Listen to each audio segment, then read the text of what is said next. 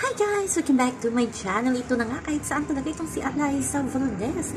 Pinagkakaguluhan. Ngayon nga, commentator siya sa UAAP Season 86 ng laro ngayon ng UP versus Inyo, National University ng Volleyball. Ayan, sabi nga ng iba, kahit saan daw talaga si Alyssa, basta Alyssa Valdez talaga.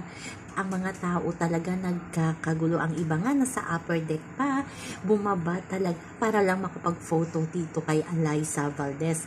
At ang blooming na blooming ni Alyssa bilang commentator ngayong araw.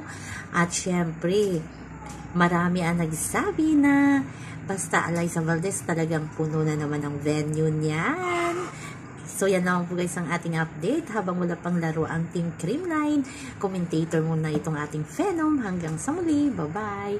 Always remember, wag po tayong paka-stress. Please like, share, and subscribe my channel para ma-update kayo sa mga bagong upload.